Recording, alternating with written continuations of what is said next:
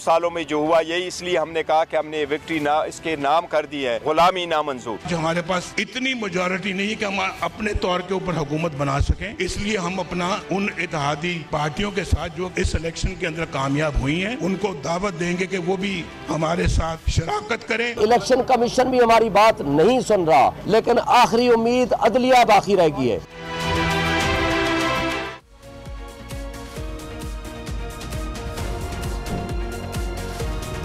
Welcome to हमसे Pakistan election transmission. मैं हूं डॉक्टर मारिया जुल्फिकार खान। व्यूअर्स, इंतखाबात का मरहला तय हो गया और अब हुकूमत साजी का मरहला जो है वो आन पहुंचा है। ताहम किसी के पास भी, किसी जमात के पास भी वाज़े अक्सरियत हासिल नहीं कर पाई है और आज़ाद उम्मीदवारों की जीत ने नंबर्स गेम को पेचीदा और गंभीर कर दिया है। कौमी असम्बली और पंजाब असम्बली में कामयाब आज़ाद उम्मीदवारों में अक्सरियत PTI के हिमायत याफ्ता हैं और कुछ मुकम्मल आज़ाद मुंतखब भी हुए हैं। तो एक बात तो तय है कि हुकूमत जो भी बनाए, हुकूमत साजी के लिए आज़ाद असल किंग मेकर्स होंगे। लेकिन PTI की जो कानूनी हैसियत है, इस सूरत हाल में PTI के हिमायत याफ्ता आज़ाद आने वाले दिनों में कहाँ खड़े होंगे? क्या वो PTI के बिखरे हुए वजूद को दोबारा यकजा कर पाएंगे या मजीद टुकड़ों में जो है वो बिखर जाएंगे? क्योंकि पैसा और धौंस जो हमारी सियासत का खासा है, इसका बेदरेग इस्तेमाल होने वाला है। यही नहीं, PTI एक तरफ तो नताइज बदलने और धांधली का इल्ज़ाम लगा रही है, किसी के साथ बैठने को तैयार नहीं है और इसीलिए उनका एतराज़ भी है कि आखिर क्यों नून लीग के कायद ने, नून लीग के सरबराह ने किस हैसियत में विक्ट्री स्पीच करना मुनासिब समझा।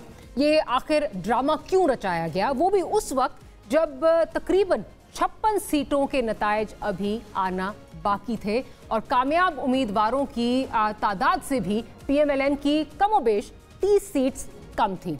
और नवाज शरीफ की तकरीर पर यह सवाल बहरहाल जो है वो उठाया जा रहा है कि अगर उन्होंने वाकई विक्ट्री स्पीच की थी तो ये कैसी विक्ट्री स्पीच थी जिसमें वो आज़ाद उम्मीदवारों, तमाम सियासी जमातों से इत्तेहाद की दरख्वास्त जो है वो कर रहे थे। अब सियासी नक्शा कुछ यूं बन रहा है कि एक तरफ PTI और इसके आज़ाद है जो धांधली के इल्ज़ामात की बुनियाद पर अदालत और एहतजाजी जंग का जो है वो इरादा रखते हैं और दूसरी तरफ PDM 2.0 के जन्म के लिए कोशिशें को आगाज दिया जा रहा है। लेकिन सवाल यह है कि सिर्फ 5 रोज पहले तक एक दूसरे पर इल्जामात लगाने वाली पीपल्स पार्टी और PMLN दीगर जमातों और आज़ाद अरकान के साथ मिलकर PDM गवर्नमेंट रिटर्न्स बना भी ले तो क्या 16 माह के जो हुकूमती दौर का एक रीप्ले होगा जिसको अवाम ने बाय द वे रिलीफ ना देने की सजा दी है और तमाम तर रुकावटों के बावजूद आज़ाद उम्मीदवारों पर ज़्यादा एतमाद किया है, इन हालात में आइंदा का सियासी मंजरनामा क्या होगा, इस पर बात करेंगे। प्रोग्राम के पहले सेगमेंट में हमारे साथ अली खान साहब जो हैं वो मौजूद हैं। अली भाई, एक तो पहले बहुत मुबारक हो आपको, आपने अपनी सीट जीत ली है, कंग्रेचुलेशंस टू यू। तो आपसे I will get right to it. Voters ने तो अली भाई अपना फैसला सुना दिया है, लेकिन वोटर्स का जो मैंडेट है इसको सेफ गार्ड करना अब आपके आज़ाद उम्मीदवारों का, आप लोगों का जो है काम है। सवाल ये है कैसे करेंगे? जी बहुत शुक्रिया। बिस्मिल्लाहिर्रहमानिर्रहीम। अल्लाहुम्मा सल्लि व सल्लिम व बारिक अला सय्यिदिना मुहम्मद व अला आलि मुहम्मद। सबसे पहले तो हम अक्सर पढ़ते थे, लेकिन अमली तौर पे साबित हो गया कि अल्लाह ने जो कुरान में फरमाया कि वह तुइज़्ज़ु मन तशा व तुज़िल्लु मन तशा बियदिकल खैर इन्नका अला कुल्लि शैइन क़दीर। बेशक अल्लाह ताला हर चीज़ पे कादिर है। तमाम दुनियावी निज़ाम, दुनियावी खुदा हमारे खिलाफ थे, कौम हमारे साथ थी।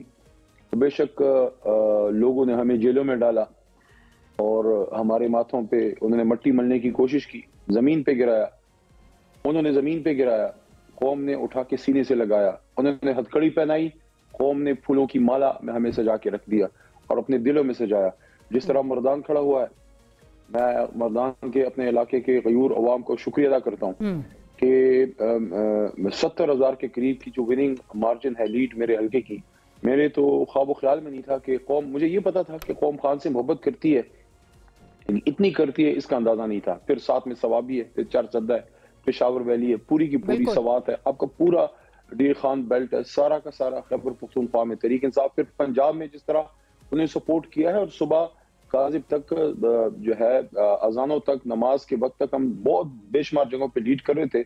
अभी भी वहां हमारी मेजोरिटी है, लेकिन कुछ सीटें ऐसी थी जो हमारी होनी चाहिए थी। उसमें अजीब काम यह है कि फॉर्म 45 हम विनर हैं, 47 में जनाब अदली बदली करी, कोई बात नहीं इंशाल्लाह। लेकिन मैं ये समझता हूँ, मैंने अभी थोड़ी देर पहले एक ट्वीट की है, आपके प्रोग्राम में कहना चाहता हूँ कि खुदारा अवाम की पुकार सुनो, कौम की पुकार सुनो, बस करो।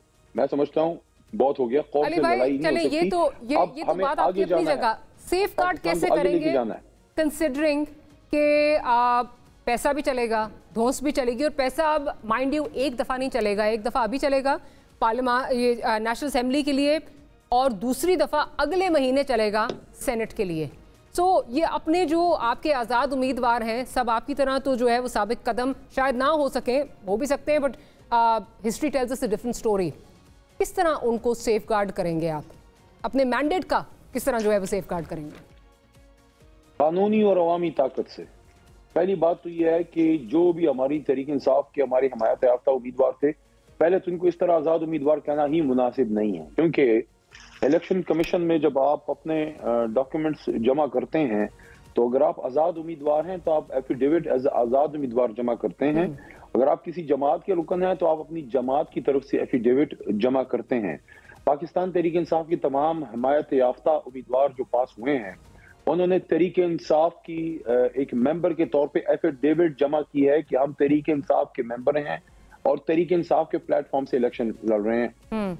उसके बाद एक ड्रामा हुआ हमारे साथ, हमारा निशान छीन लिया गया, लेकिन हमारी जमात मौजूद है, प्रोस्क्राइब नहीं है, और हमारे मेंबरान की मेंबरशिप इंटैक्ट है। तो जो लोग पास होते हैं, अगर वो खुदा ना खास्ता आजाद नहीं रहते और किसी और जमात में तहरीक इंसाफ के अलावा जाते हैं, तो आर्टिकल 63 में आएंगे, नंबर 1। नंबर 2, हमारे पास एक दो ऑप्शंस हैं।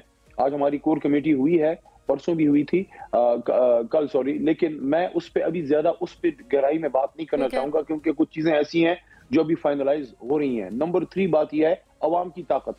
मैं अवाम को कहूंगा, मैं खुद पुरअमन शहरी हूँ और हमेशा पुरअमन ही रहा हूँ, और इस पूरे क्राइसिस में 9 मई से लेके आज तक मैंने हमेशा पुरअमन जद्दोजहद की बात की है। लेकिन ये जो इस वक्त है, अवाम को मैं कहूंगा कि आप अपने वोट का जो है बचाव करें, अपने वोट का तहफ़्फ़ुज़ करें पुरअमन रहते हुए।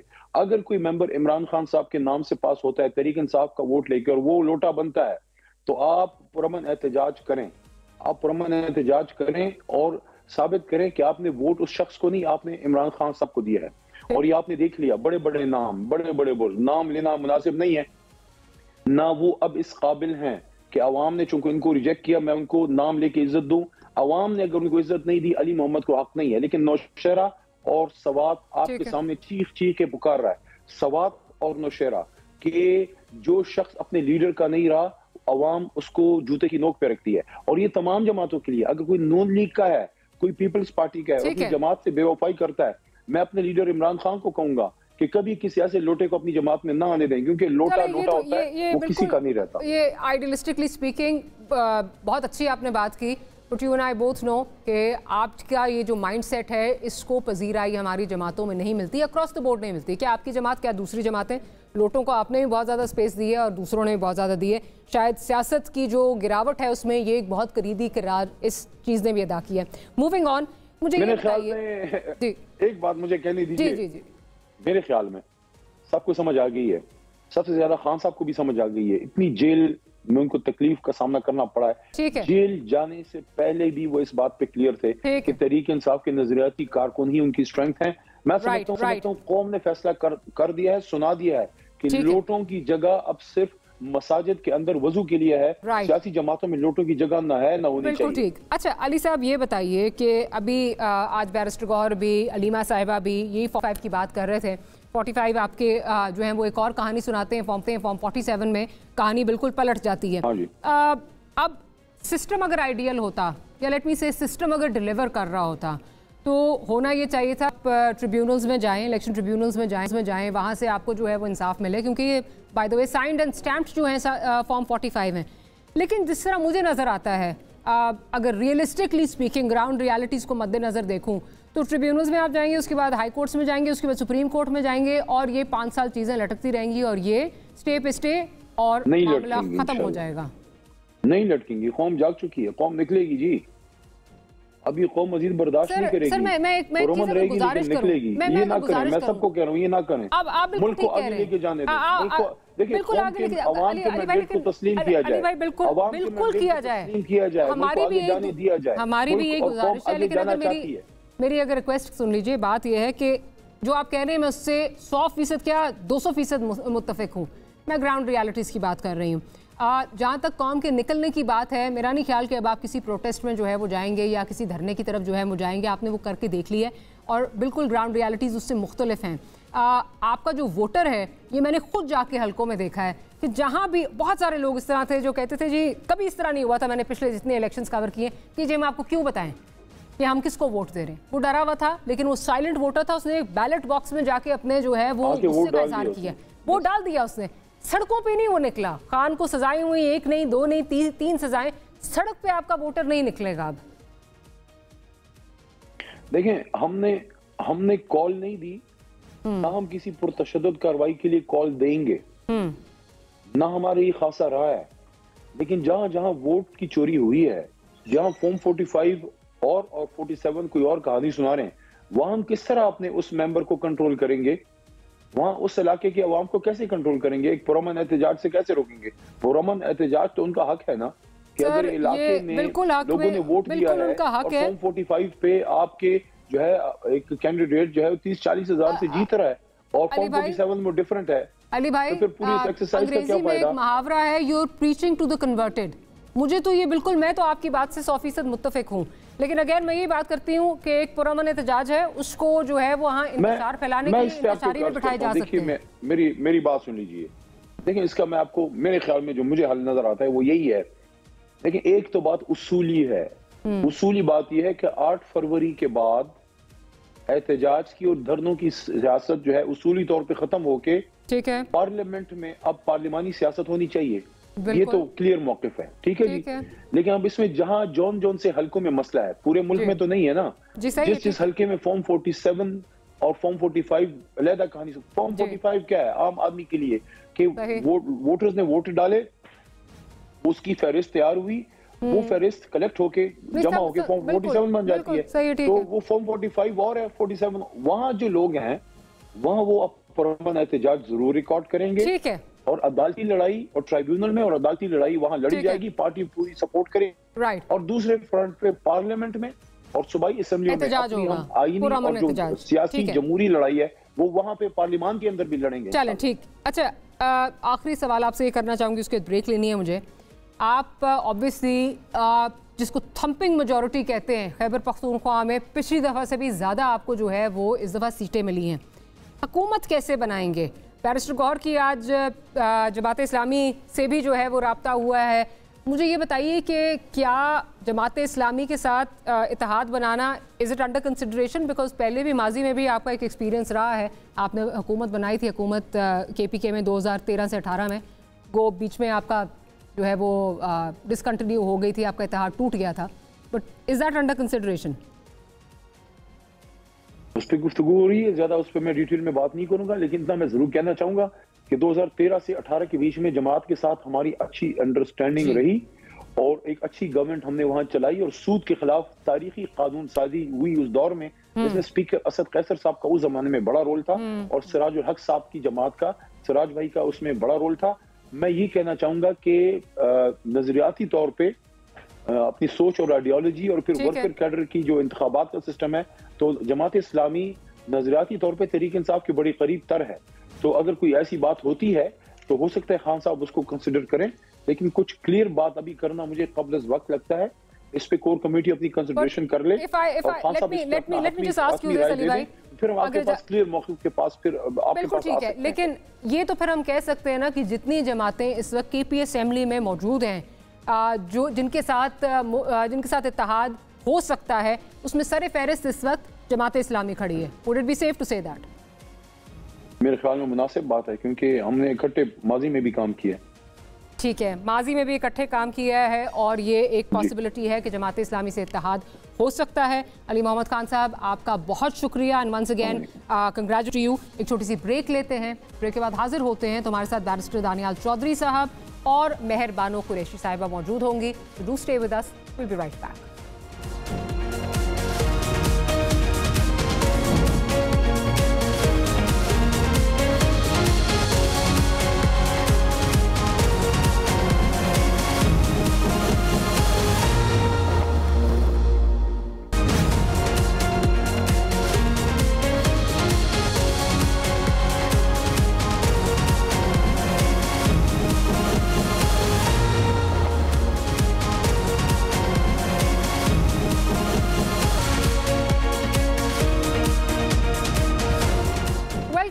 To the election transmission. इस वक्त मेरे साथ बैरिस्टर दानियाल चौधरी साहब मौजूद हैं और मेहर बानो कुरैशी साहिबा जो है उन्होंने हमें ज्वाइन किया है। बैर साहब, आपको बहुत मुबारक हो कि आपने जो है वो इलेक्शन जीत लिया है, लेकिन सवाल यहाँ पे ये है कि 65 सीटें जो हैं वो आपके पास कल थीं जिस वक्त नवाज शरीफ साहब ने ऐलान किया विक्ट्री स्पीच जो की, और 56 के रिजल्ट्स आना अभी जो हैं वो बाकी थे और तब भी इंडिपेंडेंट्स आपसे लीड कर रहे थे। ठीक है, तकरीबन 30 सीटों का, if I am not wrong, फर्क था। इस तरह उन्होंने अपनी विक्ट्री स्पीच डिक्लेयर कर दी, मेरी तो समझ से बाहर है, बिकॉज वो 35 सीटें तो किसी साइड पे भी जो है जा सकती थी। और माइंड यू, लास्ट टाइम 60 सीटें आप जीते थे, आपको 60 सीटों पे दिखाया जा रहा था कि आप जीते हैं, और उस वक्त शहबाज शरीफ साहब ने धांधली का शोर और प्रेस कॉन्फ्रेंस कर दी थी। डॉक्टर साहब, बिस्मिल्लाहिर्रहमानिर्रहीम, थैंक यू। अच्छा, अगर आप 2018 की बात करें तो हमने विक्ट्री स्पीच बहुत देर पहले कर चुके थे, इससे एक दिन पहले की थी जो आज की, और जो आज की विक्ट्री स्पीच थी, नहीं थी उस वक्त, तो आपने कहा था कि धांधली हो रही है, शहबाज शरीफ साहब ने 60 पे कहा था। मैं 2013 की बात कर रहा हूँ, 13 तो रात को कर दी थी, तो हमने रात को ही कर दी थी। और उसी तरह अगर आज की बात भी करें तो हमने पूरा टाइम दिया, ट्रेंड्स पता चल गए थे। सीटें देखें, आपको जो लोकल लेवल पे आपका इलेक्शन लड़ रहा होता है उसको पता होता है कि ग्राउंड के क्या हालात हैं और क्या बन रहे हैं और क्या हो रहा है, और उसी के ऊपर अनाउंस किया। और इस तरह जिस तरह आज हमें आज़ाद उम्मीदवार भी ज्वाइन कर रहे हैं, जिनकी हमारी इनसे भी पहले बातचीत हुई थी, जिनको हमने सपोर्ट किया, कोई टेक्सला से है, कोई किसी और जगह से है, लेकिन 56 पे रिजल्ट आया नहीं था। हाउ कुड यू से कि किधर जा सकता है, वो तो कहीं भी जा सकता था, कहीं भी जाता, और गया भी है, कहीं भी डॉक्टर कहीं भी जाता, बेशक चला जाता, लेकिन कलेक्टिवली जो हमारी गवर्नमेंट, जो हमारे साथ कोलिशन में पिछली गवर्नमेंट में रहे थे, देवर इन क्लियर मेजॉरिटी, और गवर्नमेंट उन्होंने बनानी थी, it was an understood thing, और उन्होंने अपना फैसला सुना दिया। अब देखिए, जहाँ 56 की हम बात कर रहे हैं, 56 रहती थी उस वक्त आपके पास 65 थी, इस वक्त आपके पास 73 है। 73, अब 73 में आप करें तकरीबन 35 ऐड करें आप रिजर्व सीट्स। नहीं, किस तरह? क्या मतलब, हमारे रिजर्व सीट्स हमें मिलेंगी ना, और किसको? नहीं, sorry, I am not saying that, please hear me out. 73 seats इस वक्त आपके पास हैं, 56 जो है वो उस वक्त अनअनाउंसिंग उस वक्त 65 थी आपके पास, तो इसमें 8 ऐड हुई, किसमें 65 में 8 और ऐड हुई, ठीक है, वो 56 से आप 8 निकाल भी दें, ठीक है, तब भी तकरीबन 48 बनती है। तो ये आपने कैसे ट्रेंड को गेज कर लिया, या मियां साहब ने किस तरह ट्रेंड को गेज कर लिया? हमारे पास ही आएंगे, 8 ही है ना आपके पास फिर उनमें से? किन से? नहीं, अभी तो 8 आए नहीं, अभी आने हैं, जो अभी आने हैं। रिजर्व सीट की मैं बात नहीं कर रही, नहीं, मैं रिजर्व सीट की बात नहीं कर रहा। रिजर्व सीट की तो लेकर हम इंशाल्लाह 110 से ऊपर होंगे, अपने कोलिशन के बगैर हम 110 से ऊपर होंगे। मैं ये बात कर रहा हूँ, अभी जिन्होंने आना है अभी तो आए नहीं है उन्होंने। जी, You don't think it was premature? नहीं, सियासी चीज़ जो होती है वो हवा दे के छक्का मार देते हैं, छक्का लग गया तो लग गया, नहीं लग गया तो लेकिन महंगा पड़ गया था, पूछा था क्यों कर दी? कोई बेशक करे, हमने एक दिन बाद पूरा दिन इंतजार किया, और उसके बाद हमने, और विक्ट्री स्पीच नहीं थी, वो स्पीच थी ही ये कि हम सब जीते हैं, ये मुल्क जीता है, जमहूरियत जीती है, मुल्क का सिस्टम जीता है, सबको साथ लेके चलानी है बातें आगे। मुल्क के जो बहरान हैं, मसले हैं, वो बहुत बड़े हैं, और उन तमाम चीज़ों को हल करने के लिए मफामत से हम लड़ाई ना करें, जितनी भी जमातें हैं उनको साथ लेके चलाएं, पाकिस्तान की खातिर लेके चलाएं, और 9 मई वालों से इस मुल्क को बचाएं। पाकिस्तान के लिए तो अगर चलाना हो तो फिर सबसे बड़ा मैंडेट तो मेहर बानो साहिबा की जो जमात है उसके पास है।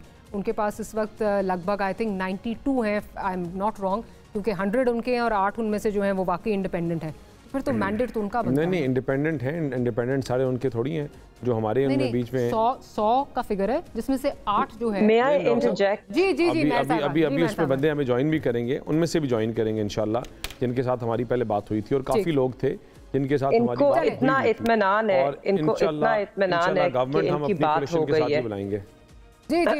जी, may I interject? अगर हम ट्रेंड्स की बात करें और जो हवा है और उससे जो लोकल ग्राउंड पे होते हैं लोग और सियासतदान, उससे ये देख लेते हैं कि किस तरफ रुजू है ट्रेंड का। तो उससे तो ये वाज़े था जिस वक्त पोलिंग का अमल जारी भी था, जब मुकम्मल भी हो गया था, कि हर तरफ पाकिस्तान तहरीक इंसाफ का वोटर बढ़ चढ़ के भारी अक्सरियत के साथ निकला है और उसने अपनी जमात को वोट भी दिया है।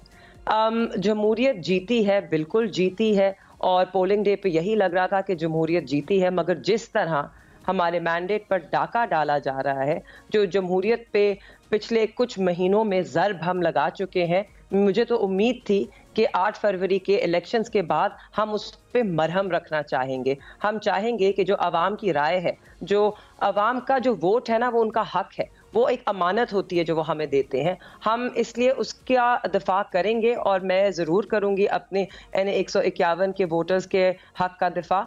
और जिस तरह इन्होंने हमारे वोट पर डाका डाला है, जिस तरह रात को 1 बजे रिजल्ट्स आना बंद हो गए और बिल्कुल कुछ पता ही नहीं चल रहा था कि क्या हो रहा है, उसके बाद ट्रेंड बदल गया। ट्रेंड तो नहीं बदला था, सिर्फ इन्होंने रिजल्ट्स चेंज करने शुरू कर दिए। जाहिर वाज़े था 1 बजे तक कि पाकिस्तान तहरीक इंसाफ कामयाब हुई है, मेजॉरिटी सीट्स पाकिस्तान तहरीक इंसाफ की को ही जा रही हैं और इनका जो सारा बयानिया है वो इस वक्त ख़त्म हो गया है। नवाज शरीफ साहब और PMLN माजरत के साथ जो इस वक्त अपने ना सिर्फ अपने निशान पर लड़ रहे थे इलेक्शन, उनकी पूरी क़यादत मौजूद थी, वो कैंपेन कर रही थी, उसके बावजूद वो एक अक्सरियत लेने में नाकाम हुए हैं। तो बेहतर तो यही होता कि वो इसे तस्लीम करते, ना कि वो विक्ट्री स्पीच करते जिसकी कोई मॉरल स्टैंडिंग नहीं है। They have lost any moral high ground that they could have ever claimed to have had. Fair enough. Daniyal साहब, बात मेहर बानो साहिबा की को आगे बढ़ाऊंगी। आप पे इतना ज़्यादा उस वक्त जो है 2018 में जो आपके साथ हुआ, it was extremely unfortunate. Likewise जो PTI के साथ इस वक्त हो रहा है, दैट्स वेरी अनफॉर्चुनेट। लेकिन उन हालात में भी आपने 85 सीटें निकाली, ये उस वक्त रिजर्व नहीं शामिल थी। इस दफ़ा आप 73 जो है अभी आपने सीटें निकाली, तो दैट मीन्स कि पॉपुलैरिटी ग्राफ तो कम हुआ है ना आपका। डॉक्टर साहब, हमने डे 1 से एक बात कही थी और वो हमने बात यही की थी कि हमने अपनी सियासी नज़रिए के ऊपर कॉम्प्रोमाइज़ किया है इस मुल्क को दिवालिया होने से बचाने के लिए, इस मुल्क को बचाने के लिए, और हमने उसके ऊपर कॉम्प्रोमाइज़ किया है। लेकिन इंशाअल्लाह आप देखेंगे कि वो जो फ़ैसले हमने किए थे वो मुल्क की वसी तर मफाद के लिए अच्छे फ़ैसले थे, और इंशाअल्लाह अवाम ने जो अपना फ़ैसला सुनाया है वो हमारी जमात के हक़ में सुनाया है। इंशाअल्लाह हम तमाम जमातें मिलकर हुकूमत बनाएंगी, एक अच्छी हुकूमत बनाएंगी। तमाम जमातें बीच में ये PTI तो नहीं होगी। देखिए 9 मई वालों को तो नहीं मेरा ख्याल कोई भी लेना चाहेगा या उनके साथ बैठना चाहेगा। हम सारे तो 9 मई नहीं है ना। देखें डॉक्टर साहब, जो 9 मई वाले नहीं है तो इनके साथ, इनकी झंडे के नीचे नहीं खड़े होंगे इनके साथ, और जो इंशाल्लाह PTI तो फिर बात कर दें, PTI को बैन कर दें, PTI को बैन कर दें इफ दैट्स द केस। हम तो बैन नहीं कर सकते। ये किस किस्म का बयानिया है? ये किस किस्म का बयानिया है? लेकिन 9 मई वाले आप एक सेकंड दानियाल साहब, माजरत के साथ नहीं, आप अपने टाइम पे बात कर लेना ना, आप अपने टाइम पे बात कर लें। You'll have your time. You'll have your time. Relax. Please carry on. Please carry on gaslighting the people of Pakistan. Ji, you can speak in your time. तो आप अब अवाम का ये फ़ैसला है, ये अच्छा है बुरा है, इनको भी मानना पड़ेगा, सबको मानना पड़ेगा, और इंशाल्लाह जो होगा मुल्क की मफाद के लिए बेहतर होगा, इस मुल्क के लिए बेहतर होगा।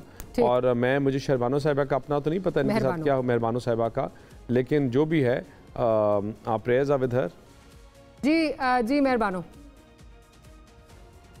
जी, मैं सिर्फ ये कह रही थी कि मुझे नहीं पता कि ये कब तक आवाम को गैसलाइट करेंगे, मगर मैं इनको सिर्फ एक चीज़ बताना चाहती हूँ कि इस वक्त पाकिस्तान का 60% वोटर जो है और आबादी भी है वो नौजवान पे मुश्तमिल है। वो बड़े पढ़े लिखे भी हैं, टेक सैवी भी हैं, वो चीज़ों को समझते भी हैं, उनमें बड़ा शऊर भी है। उन्होंने बिल्कुल आपके बयानिए को रिजेक्ट किया है। ये जो 9 मई का आपने ड्रामा चलाया हुआ है, इस बात को भी रिजेक्ट किया है अपने वोट के जरिए। और अगर 9 मई पे हमने बात करनी है, हम तो कह रहे हैं कि 9 मई पे आप इन्वेस्टिगेशन करें। 9 महीने से ज़ायद गुजर गए, आप कोई सबूत सामने ला ही नहीं सके कि इसमें कौन मुलव्विस था। आपने पाकिस्तान तहरीक इंसाफ पे इल्ज़ाम ज़रूर लगाया है, मगर उसको प्रूव करने में आप नाकाम रहे हैं। तो ये बयानिया 9 मई वाले इसको ज़रा साइड पर रख दीजिए, हमारा सामना कीजिए। सियासी मैदान में, जो कि आप कर नहीं सके। आप इतने खौफजदा थे, आपकी इतनी टांगे कांप रही थी कि आपने हमसे हमारा निशान छीन लिया। उसके बाद मैं जानती हूं कि किस हद तक हर हलके में ये गए, किस हद तक ये गए। इन्होंने लोगों को प्रेशराइज किया। पूरे कैंपेन के दौरान लोगों के घरों पे छापे पड़ रहे थे। पाकिस्तान तहरीक इंसाफ के वोटर्स, सपोर्टर्स को अरेस्ट किया जा रहा था, धमकियां दी जा रही थी। उस सब के बावजूद, उस सब का सामना करते हुए हमारी जमात, हमारा वोटर, हमारा वर्कर डट के खड़ा रहा अपनी जगह पर, और उसने 8 मई को एक वाज़े फैसला दिया है। और उस वाज़े फैसले में 8 फरवरी वाज़े फैसला दिया है, और उसमें पाकिस्तान तहरीक इंसाफ कामयाब हुई है। ये आप तो एवन फील्ड अपार्टमेंट्स के जराए भी नहीं दे सके, मगर ये हैं वो जराए कि जिनकी बेसिस पर हम कह रहे हैं कि हम इलेक्शन जीते हैं। ये मेरे पास मुकम्मल 45 हैं, और इनके मुताबिक इलेक्शन में मैं जीती हूँ, मैं कामयाब हुई हूँ। आपने रात के अंधेरे में जितने भी तब्दील किए हों रिजल्ट्स, फॉर्म 45 हतमी रिजल्ट होता है, इनके बगैर आप प्रूव नहीं कर सकते। और जब हम एक कोर्ट ऑफ लॉ में जाएंगे, जो कि हम सब जाएंगे, हम ये प्रूव करेंगे, और इनके बयानिए की भी धज्जियां उड़ेंगी और इन डिसीजंस की भी जो ईसीपी ने दी हैं। Let me come back to that Meharbano, इस पे भी आगे जाके will dilate further on this. But Daniyal साहब, वुड यू से कि ये इलेक्शन कैंपेन प्री पोल जो है, पोस्ट पोल तो माजरत के साथ बड़ी हमने ब्लेटेंट किस्म की जो हैं वो खिलाफ वर्जियाँ जो हैं वो देखी हैं, बट प्री पोल या पूरा इलेक्शन प्रोसेस जो है, you think it was free and fair? Doctor साहब, मैंने बार बार कहा कि आई थिंक कि हमने जब मैंने 1 लाख वोट लिया, जिस तरह मेहरबानो साहिबा ने अपने फॉर्म 47 रखे हुए थे, हमने भी रखे हुए थे, और जब पहला प्रोग्राम 45 और जब पहला प्रोग्राम किया तो चीखे मैं भी मार रहा था, लेकिन 1 लाख वोट लेने के बावजूद। लेकिन उस टाइम का इलेक्शन और इसमें बड़ा फ़र्क था डॉक्टर साहब। वहाँ हम जलसे करते थे तो पुलिस वाले आके हमारी कुर्सियाँ उठा लेते थे। इनके साथ भी यही हुआ। हम तकरीरें हमारे मुखालिफ कैंडिडेट हमारे सामने तकरीरें कर रहे होते थे, किसने नहीं किया। अब मुझे नहीं, मैं वही हमारे साथ भी यही हुआ। इलाके का नहीं बता सकता, लेकिन मैं पंजाब की बात कर रहा हूँ, जहाँ और ख़ास तौर पे अपने इलाकों की, कि वो जलसे कर रहे थे, जुलूस कर रहे थे, वो अपनी कैंपेन्स कर रहे थे, अपनी हर चीज़ उनकी चल रही थी, और जहां उन्होंने कमज़ोर कैंडिडेट दिए उनको शिकस्त हुई है। और देखिए हमारे भी स्टॉलवर्ड्स, मुझे एक बात है डॉक्टर साहब, इनको हमारे इतने बड़े बड़े बुर्ज गिर गए, हमारे इतने बड़े बड़े बुर्ज गिरे, हमने ना, ये इनका काम है रोना। ये वही लोग हैं जो जलाओ गिराओ, मुल्क को आग लगा दो, मुल्क को बंद कर दो। इनका ये आज का वतीरा, ये होते हैं क्राई बेबीज होते हैं, वो कहते हैं कि हमें यह सब कुछ चाहिए या कुछ भी नहीं चाहिए। ये वो बच्चे हैं कि इनको यह खिलौना नहीं मिलेगा ना तो खिलौना तोड़ देंगे, किसी और के पास नहीं जाने देंगे। आपकी बातों से ये लग रहा है, जो आपका फर्स्ट हाफ था स्टेटमेंट का, उससे था कि ये मकाफाते अमल है, हमारे साथ हुआ तो इनके साथ भी हो रहा है, तो ठीक है।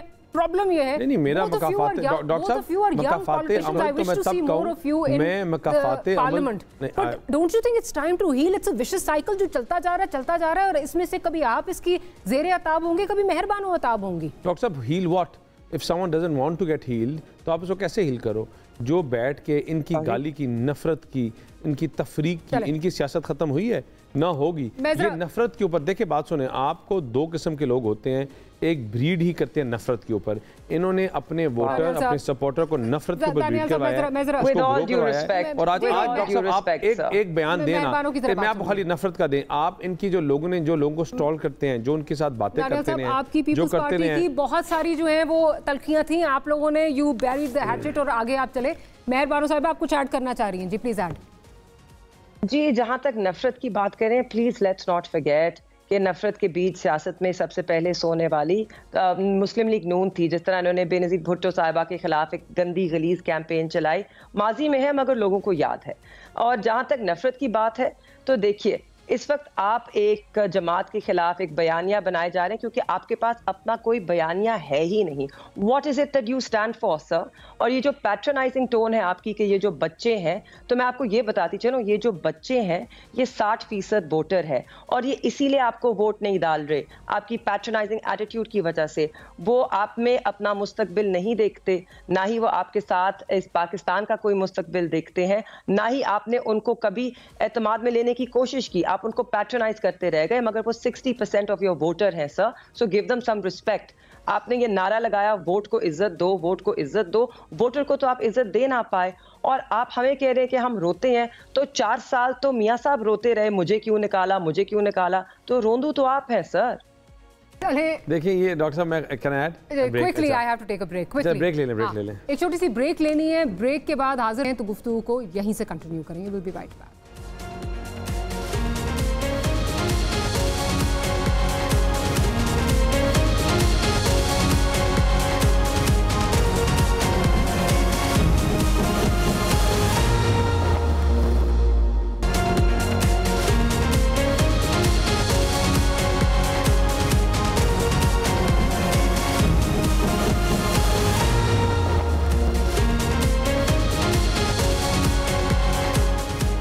After the break post electoral scenario जो है डिस्कस हो रहा है। मेहरबानो कुरैशी साहिबा और बैरिस्टर दानियाल चौधरी साहब हमारे साथ जो है स्टूडियोज़ में मौजूद हैं। बैरिस्टर साहब, आप कुछ ऐड करना चाह रहे थे, आप ऐड कीजिए, फिर मेहरबानो साहिबा की तरफ चलूँगी।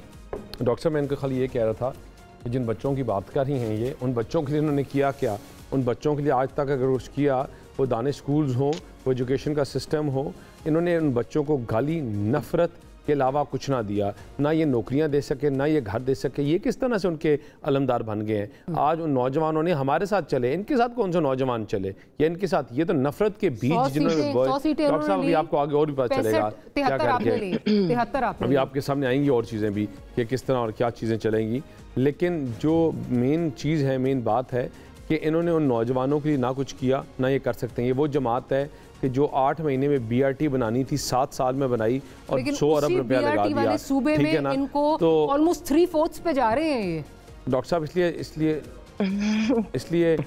3/4 पे जा रहे हैं कि ये लोगों के साथ अर्थक्वेक है। ये 3/4 पे इसलिए, sorry I forgot your, there is an earthquake. Was it? अच्छा, आई डिडंट फील इट। ला इलाहा इल्लल्लाह मुहम्मद रसूलुल्लाह। चलें आप कंटिन्यू करें। Even God is shocked at the kind of stuff on you, because he knows that you've not done anything for the doctor साहब, क्योंकि they've not done anything। जो जिन बच्चों की बात कर रहे हैं उनको इन्होंने कलम के बजाय इन्होंने डंडा दिया, कलम के बजाय इन्होंने गाली दी, कलम के बजाय उनको बुरी जुबान सिखाई। तो ये चीज़ें हैं, ये हकीकत है और इससे ये दे कैंट डिनाई। चले नंबर्स कुछ और बताते हैं। नेशनल में अगर देखें आपसे ज़्यादा सीट्स हैं।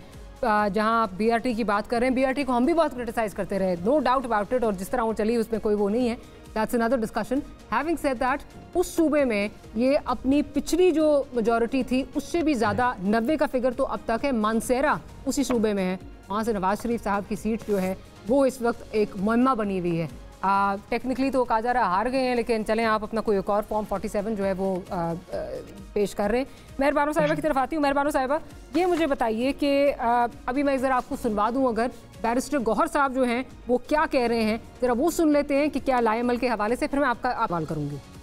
आपको काफी दावे वसूख के साथ कहते हैं। इस वक्त अल्हम्दुलिल्लाह पाकिस्तान तहरीक इंसाफ के पास 170 सीटों की बरतरी हासिल हो चुकी है। इन 170 सीटों में कौमी असम्बली, इन 170 सीटों में से 94 सीटें वही हैं जो इलेक्शन कमीशन एडमिट कर रहा है। उन कमीशन ने फॉर्म 47 इशू किए हुए हैं। इसमें 22 सीटें ऐसी हैं जिसमें 3 इस्लामाबाद की है, 4 सिंध की और बाकी सीटें पंजाब की है। कि वो सारे फॉर्म 45 के बावजूद जो हमारी विनिंग सीट से ऑलरेडी और हमारी विक्ट्री डिक्लेयर्ड है उस पे, पर उसको कन्वर्ट किया गया है टू डिफीट, जिस पे हम कानूनी कार्रवाई का अंदेशा दे चुके हैं। हम कह रहे हैं कि उस पे ये होगा और ये हमारी सीटें और हमारे पास रहेगी। इसके साथ साथ टोटल बाकी सीटें पंजाब में हैं। KPK के 45 सीट्स में से पाकिस्तान तहरीक इंसाफ अल्हम्दुलिल्लाह 39 सीटें जीत चुकी है।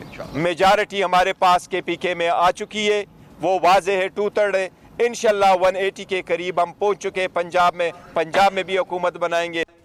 अच्छा, इसके साथ साथ उन्होंने ये भी कहा कि आज 12 बजे तक हम देखेंगे, हमारे अगर जो है वो हमारी सुनवाई नहीं हुई तो कल हम एहतजाज भी करेंगे। तो मेहरबानो साहिबा, आपसे मेरी जब कल बात हुई थी, कल गालिबन परसों जब ट्रांसमिशन में आपसे बात हुई थी, तो मैंने आपसे कैटेगोरिकली ये पूछा था कि क्या आप धरने, एहतजाज या मतलब जो इस तरह प्रोटेस्ट हैं, तो आपने कहा था नहीं जी, हम धरने बहुत इस मुल्क में देख लिए हैं, we want to move on.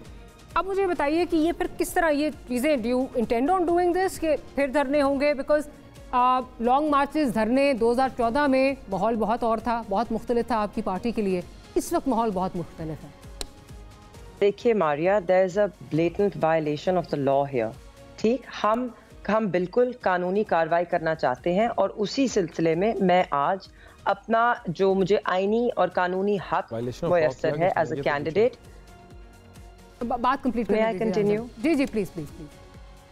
जी मैं अपना आईनी और कानूनी हक जो है उसको एक्सरसाइज करने आरओ साहब के दफ्तर आज सुबह को मैं गई फॉर अ रिकाउंट अपील। अब आपके सामने है, अगर 5% से टोटल वोट से नीचे होता है विक्ट्री मार्जिन तो रनर अप जिसको डिक्लेयर किया जाता है वो रिकाउंट के लिए अप्लाई कर सकता है। आरओ साहब ना मौजूद थे दफ्तर में, हालांकि गाड़ी बाहर खड़ी थी, सारा अमला भी था, मगर मुझे बताया गया कि वो नहीं है।